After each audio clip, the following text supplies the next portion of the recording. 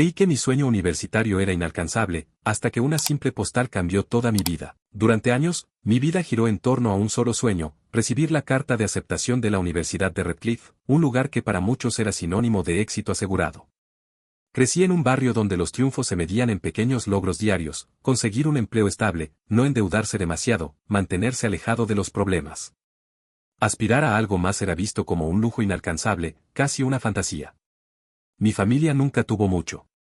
Mi padre trabajaba en el taller mecánico del señor Paredes y mi madre limpiaba oficinas por la noche. Con suerte, lograban cubrir los gastos y, a veces, un poco más para alguna celebración modesta. Desde niño aprendí que las cosas no llegaban solas. Si quería algo, tendría que luchar por ello. Cuando le conté a mi familia que quería postularme a Radcliffe, mi abuela soltó una carcajada y dijo: mejor sueña con algo más pequeño, hijo, así no te romperás el corazón. No lo decía por maldad. Era su forma de protegerme. En el fondo, creo que ella misma había aprendido a sobrevivir evitando los grandes sueños. La primera vez que postulé, tenía 17 años y un optimismo absurdo. Envié mi solicitud sin ayuda, con un ensayo escrito de madrugada, entre jornadas de trabajo en un supermercado y tareas escolares. Radcliffe me respondió con un educado no, gracias. Me dijeron que apreciaban mi esfuerzo, pero que no cumplía con su estándar académico. El rechazo fue como un balde de agua helada en pleno invierno. Durante semanas, evitaba pasar frente a la estantería donde guardaba los folletos de universidades. Me sentía estúpido, como si hubiera osado pedirle demasiado a la vida. Intenté olvidarlo. Trabajé a tiempo completo, junté algo de dinero y me inscribí en un instituto comunitario. Me dije que sería suficiente. Pero por dentro, la espina seguía clavada. Los años pasaron. Algunos amigos se mudaron, otros abandonaron sus estudios. Yo persistí. Cambié de empleos, fui desde asistente de cocina hasta operario de almacén. Cada dólar que ganaba, una parte la guardaba en una vieja caja de galletas de lata. Fondo Radcliffe, escribí en un papelito pegado con cinta adhesiva. Hubo momentos en que casi renuncio. Una fractura en el tobillo me dejó inactivo medio año. Un robo en el almacén donde trabajaba me costó el empleo. Mis ahorros disminuían más rápido de lo que podía reponerlos. Cada fracaso parecía un recordatorio de que, tal vez, todos tenían razón, yo no estaba destinado a más. Un otoño, sin embargo, algo cambió. Durante una jornada de voluntariado, conocí a la señora M.C. Callister, una mujer mayor que dirigía un programa de alfabetización para adultos. Cuando le conté de mi sueño frustrado, me miró con una seriedad que me desarmó y me dijo: los sueños grandes no son para los afortunados. Son para los tercos. Vuelve a intentarlo. Me inscribí en cursos nocturnos. Estudiaba en el transporte público, en los descansos del trabajo, donde pudiera.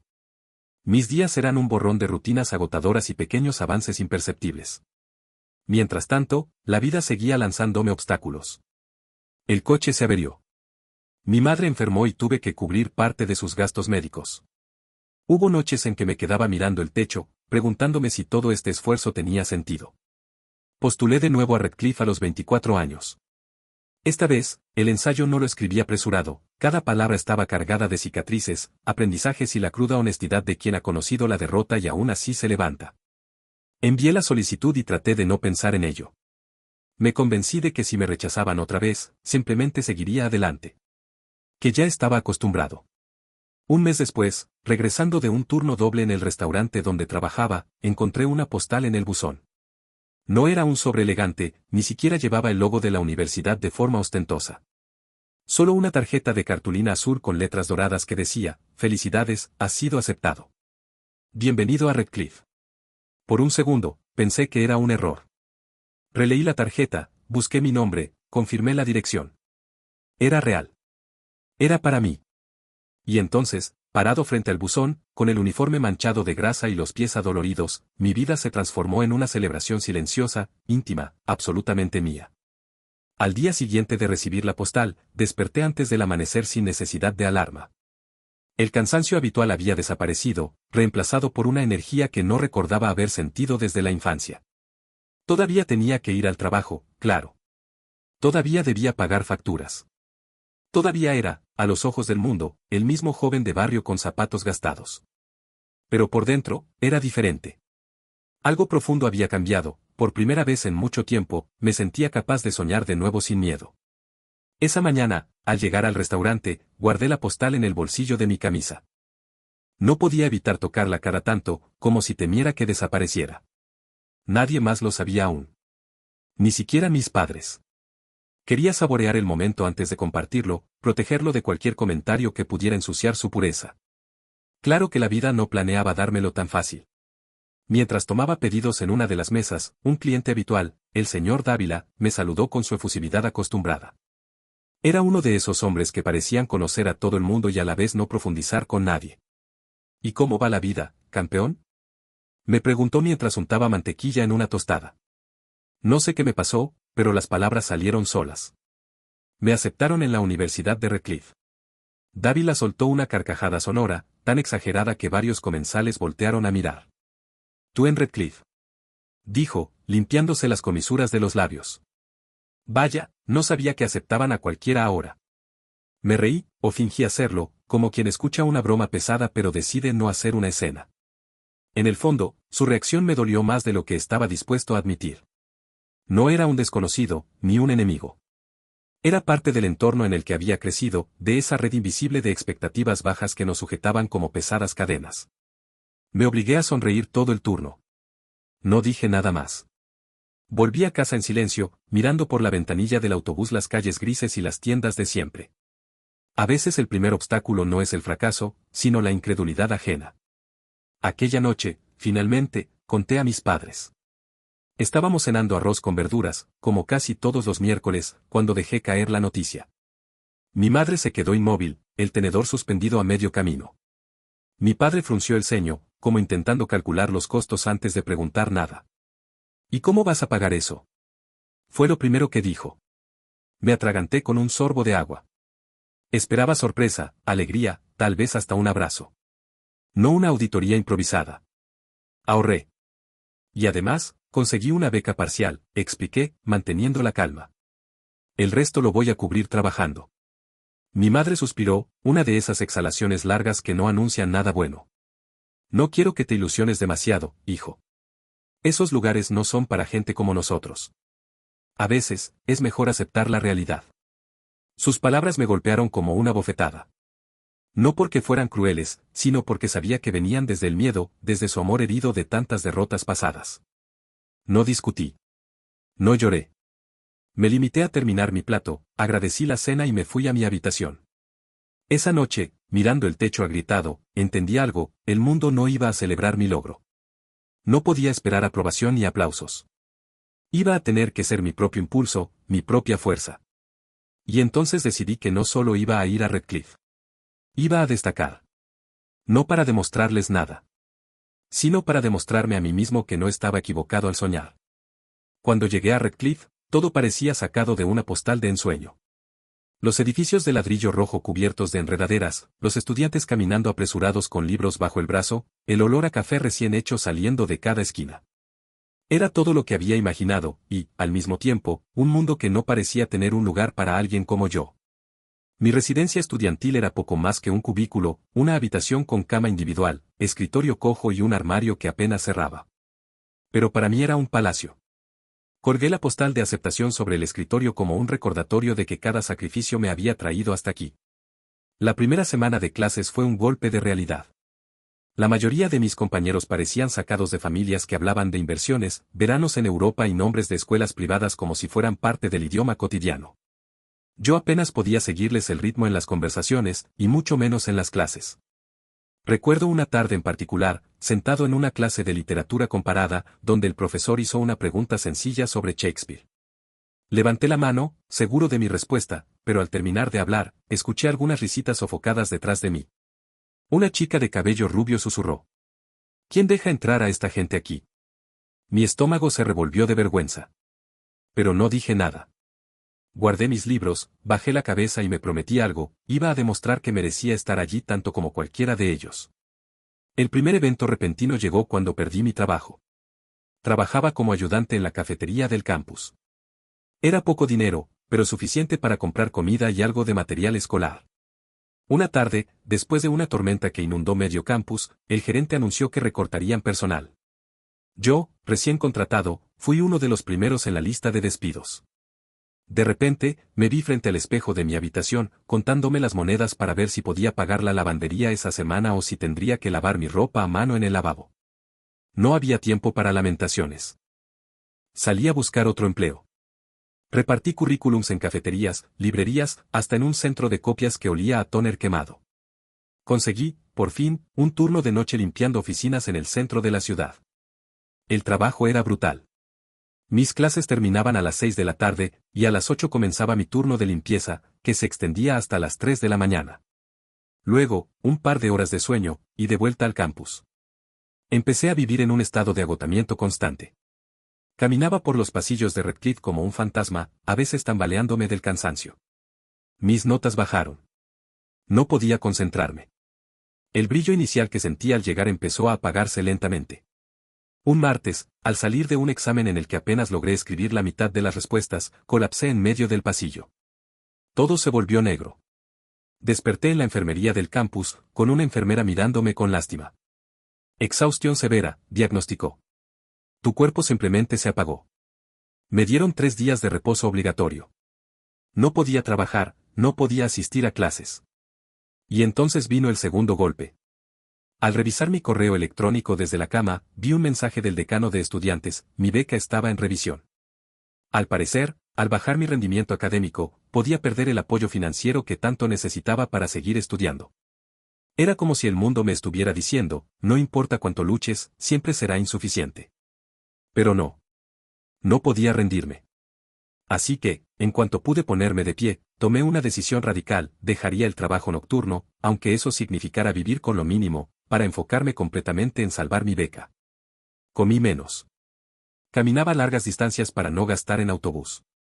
Me convertí en un experto en aprovechar los eventos de campus donde ofrecían comida gratis, conferencias aburridísimas sobre nanotecnología o ferias de empleo que no me interesaban, pero donde podía hacerme con un sándwich o unas galletas. A veces, mientras masticaba una manzana rescatada de algún evento, me preguntaba si valía la pena tanto sacrificio. La respuesta siempre era sí. Pasaron semanas. Mis notas comenzaron a mejorar. Un profesor, el señor Ellington, notó mi cambio. Me llamó después de clase y me preguntó qué había pasado. Le conté la verdad, sin adornos ni excusas. Sobre la falta de dinero, el trabajo nocturno, el colapso, la lucha por sostenerlo todo. El profesor Ellington me miró largamente, y luego dijo algo que no olvidaré. No todos los estudiantes de Radcliffe son de oro, pero algunos son de acero. Y el acero es más fuerte que el oro, muchacho. Me ofreció un trabajo de asistente de investigación. Era poco, pero pagaba lo suficiente como para sobrevivir sin matarme físicamente. Ese pequeño cambio lo cambió todo. Pero todavía quedaban pruebas mucho más duras por delante. Pruebas que no vendrían del campus, ni de los trabajos agotadores. Pruebas que vendrían del lugar más inesperado.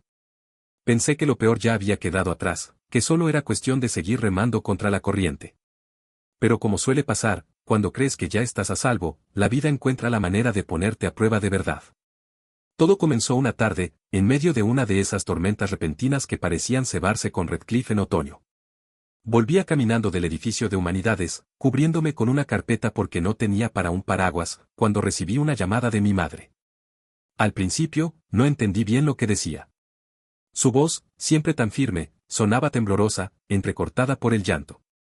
Mi padre había tenido un accidente en el taller, una explosión de combustible mal manejada. Estaba grave. Muy grave. Me quedé de pie bajo la lluvia helada, sin sentir el frío, solo escuchando ese zumbido en los oídos que te avisa que algo se acaba de romper en tu mundo.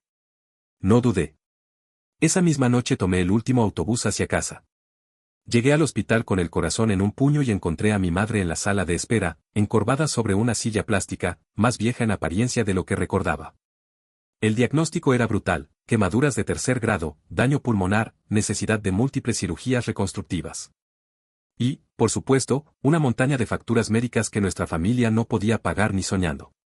Pasé 3 días sin dormir, asistiendo a mi madre, firmando papeles, tratando de entender términos médicos que sonaban a latín antiguo. Cada hora fuera del campus era una mancha más en mi historial académico, pero no podía hacer otra cosa. Cuando finalmente regresé a Radcliffe, traía los bolsillos vacíos y una nueva responsabilidad: enviar dinero cada mes para ayudar con el tratamiento de mi padre. Volví a trabajar de noche, esta vez limpiando en una tienda 24 horas. Apenas dormía, apenas comía.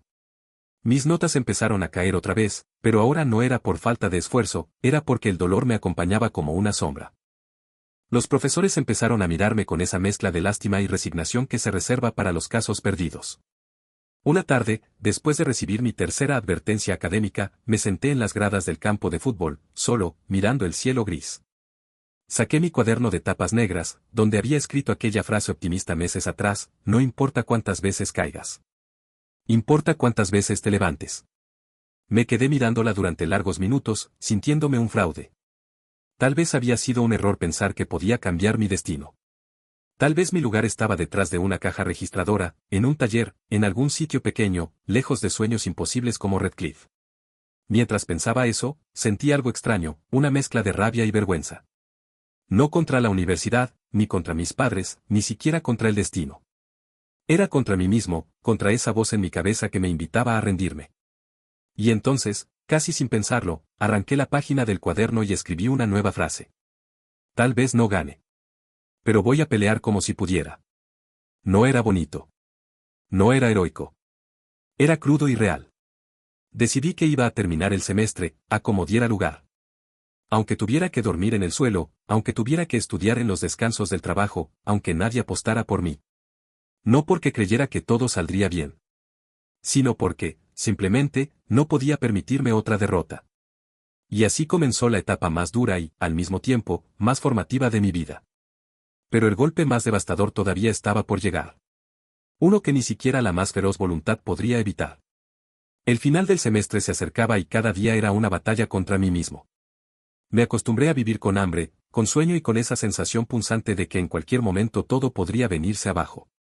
Cada vez que entregaba un ensayo o salía de un examen, me decía, uno menos. Era la única forma de seguir. A veces, mientras fregaba pisos de madrugada, pensaba en todo lo que había sacrificado para llegar hasta aquí. Amigos, salud, juventud. No tenía tiempo para bares, para partidos, para nada que no fuera estudiar o trabajar. Veía pasar a los demás estudiantes, despreocupados, y me preguntaba si alguna vez sabrían lo que costaba sostener un sueño cuando el mundo entero parecía empeñado en arrebatártelo. Pero a pesar de todo, estaba logrando lo impensable, mis notas empezaron a repuntar. No eran perfectas, pero eran lo suficientemente buenas para mantener mi beca. Mi plan era sobrevivir hasta el verano y luego buscar un mejor trabajo, algo que me permitiera ahorrar y tal vez, solo tal vez, respirar un poco. Y entonces, de la forma más cruel, llegó el golpe que no vi venir. Un viernes cualquiera, después de una jornada interminable en la tienda, abrí el buzón de mi residencia y encontré un sobre. No era como la postal azul que había cambiado mi vida meses atrás. Este era oficial, frío, institucional. Lo abrí de pie, sin pensar. Era una carta de la universidad. Un error administrativo, decía. Habían cometido un problema con la asignación de becas. La mía no estaba aprobada para el siguiente semestre. El sistema de ayudas necesitaba revisión y reconfirmación de elegibilidad. En resumen, si quería seguir, debía pagar una matrícula completa que ni en sueños podía costear. Sentí que el papel me quemaba las manos. Volví a mi habitación como un autómata. Me senté en la cama, el sobre en el regazo, mirando la pared vacía. No había margen de maniobra. No podía pedir préstamos, no tenía aval, ni historial crediticio digno. No podía pedirle a mis padres, apenas podían mantenerse a flote. No podía trabajar más horas, ya estaba al límite físico. Era un callejón sin salida. Lloré. No de rabia ni de tristeza. Era un llanto mudo, como si algo dentro de mí se deshiciera lentamente, como un hilo que se rompe después de demasiada tensión. Pensé en renunciar. Pensé en volver a casa, en aceptar cualquier trabajo de jornada completa, en olvidarme de Redcliffe, de los sueños, de todo. Pasé el fin de semana en esa habitación, apenas comiendo, sin hablar con nadie. Pero en el fondo, algo seguía vivo. Una chispa. Una voz, débil pero persistente, que decía, no puede terminar así. El lunes, arrastrando los pies, pedí una cita con la oficina de ayuda financiera. No tenía esperanza. Solo quería, al menos, pelear el último asalto con dignidad. Esperé sentado en un pasillo interminable, viendo entrar y salir a otros estudiantes con caras preocupadas. Cuando me llamaron, entré en una pequeña oficina donde una mujer de cabello canoso y gafas de media luna hojeaba unos papeles. Le conté mi historia. No adorné nada. No pedí compasión. Solo expuse los hechos. Ella escuchó en silencio. Luego suspiró, retirándose las gafas. No puedo prometer nada, dijo. Pero quizás, hay una opción. Me explicó que existía un programa de becas de emergencia para estudiantes en riesgo de exclusión, una especie de salvavidas discreto que no se publicitaba mucho. Había requisitos estrictos y una entrevista final, pero si lograba justificar mi situación, podría recibir ayuda suficiente para terminar el año. Una oportunidad mínima. Una rendija apenas visible. Pero para mí, era más que suficiente. Salí de esa oficina con algo que había perdido en los últimos días, una mínima, ínfima dosis de esperanza. No estaba vencido todavía. Y aunque no lo sabía, esa entrevista que me esperaba iba a ser mucho más que un trámite. Iba a ser el punto de quiebre que definiría el resto de mi vida. La entrevista estaba programada para un miércoles a las 9 en punto. Esa mañana, me puse la mejor ropa que tenía, una camisa blanca, limpia aunque algo gastada, y unos pantalones que me quedaban ligeramente grandes. Frente al espejo, me ensayé una sonrisa que no terminaba de convencerme. Parecía más una mueca de cansancio que otra cosa. Cuando llegué a la oficina de becas, ya había varios estudiantes esperando. Todos parecían más seguros, más confiados, más completos.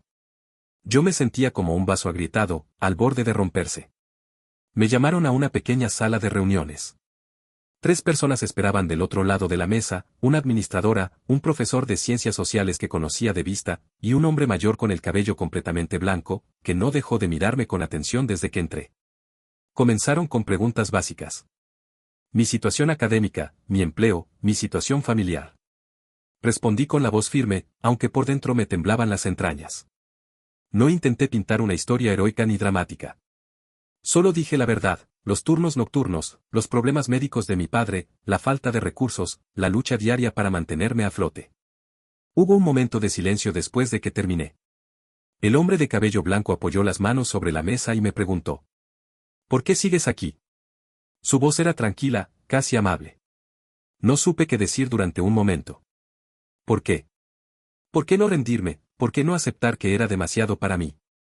Finalmente, la respuesta salió sola. Porque no sé hacer otra cosa que seguir intentándolo. No fue un discurso brillante. No fue una frase digna de un libro de superación. Pero fue honesta. Y eso, al parecer, fue suficiente. Una semana después, recibí el correo electrónico. Me otorgaban la beca de emergencia. Parcial, limitada, pero suficiente para pagar la matrícula y quedarme en Redcliffe. Cuando leí el mensaje, no grité, no lloré, no salté de alegría. Me quedé sentado en el borde de mi cama, mirando la pantalla, sintiendo una oleada de alivio tan profunda que casi me dejó sin fuerzas. Había ganado esta batalla. No todas. No para siempre. Pero esta sí. El resto del año fue igual de duro. Seguí trabajando, estudiando, sobreviviendo. Cada examen aprobado, cada proyecto entregado, era una pequeña victoria silenciosa. No había fiestas, ni reconocimientos, ni fotos sonrientes en las redes sociales. Solo la satisfacción íntima de alguien que, a pesar de todo, sigue en pie. Finalmente, llegó el día de la graduación. Me senté en una fila de asientos improvisados en el gimnasio del campus, con la toga y el birrete puestos, rodeado de cientos de rostros emocionados. Cuando dijeron mi nombre, subí al escenario. La ovación fue cortés, como la de todos los graduados. Nadie sabía la historia que había detrás de esos pasos cansados pero firmes. Sostuve el diploma en mis manos como si fuera un objeto sagrado. Y en ese momento entendí algo que nunca había visto con claridad antes. No era solo un título. No era solo la culminación de una etapa. Era la prueba tangible de que, contra todo pronóstico, había cumplido mi sueño. No porque el camino hubiera sido fácil, sino porque, cada vez que tuve la oportunidad de rendirme, elegí seguir.